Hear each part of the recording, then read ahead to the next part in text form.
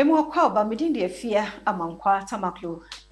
Badwam health tips de ebro na wotwe mu nyina nkomo no bone nutrition and disorders wan hwe bone ye wani di ye na fe akoja wo haw Dr. Boboso a ne no ye ba be hwe kwan ye be faso a ye be bo ye numpi no ho ban de na wo se ye de bo numpi no ho ban faseda my point homeopathic clinic na daroma na ye de Badwam health tips no ebro we ne so yenya kwan na wotwe ene Dr. Monata edi enkomo efa bone nutrition and disorders dog na yemo akwa banso da se ne wade hia wode mai na wotwe mo ene yenhwe kwan a mefa so kwan a hwefo befa so ne abo ye bones no ehu ban yo me da shi bebre am say ohwe courses na na ye boboso na se wo sheda a reverse na so waten in the back eno no ya de a sie shede diso a ebetimi aboaye na me kasafa painkillers ho na me kasafa enkwamo a ebono mpino ho ban so wo de show ho se o me menses ma o me kotude me ya me ti duma bre enti me nom painkiller sebi killer nka fa no dakope anana otwe nka wo fa bi reliever ye fan for temporary purposes nti ye na ye tafa pain relievers ye mobile nse ami ye bette so anya sa emo na ye no pin modwuma krampo no emo modwuma die ne bafom ana ye mobile nso se ye be maintain good weight ye de kan ahwe mre bi atwum efa ye duane die ho obi ho odididodo ofo bi ho enuane ni omo dididodo enuane no omo didi no nye wo hede ni bebrebe wo ne momo no dididodo no obo nso go be didi anajo odi ya no wada the basa there is very excess calories build up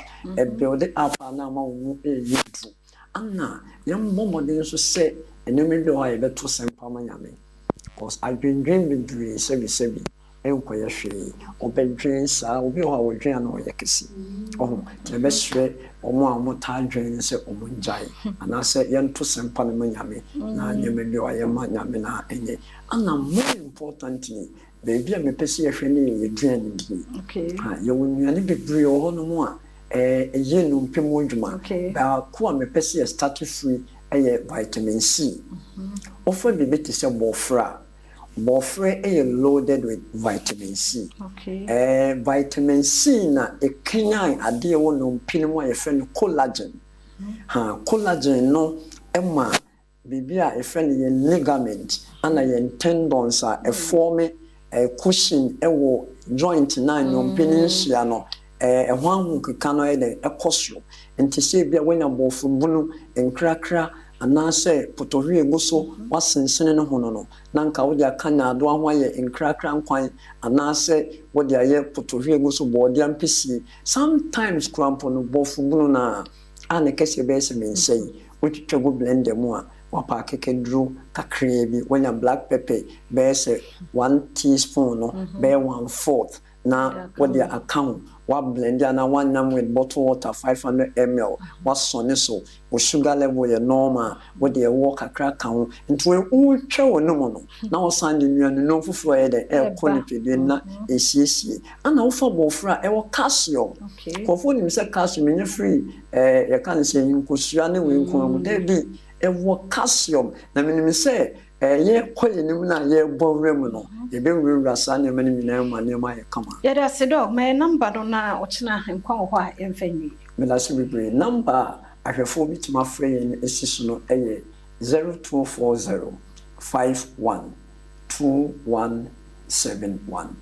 0240 51 2171 that's 0539 86 38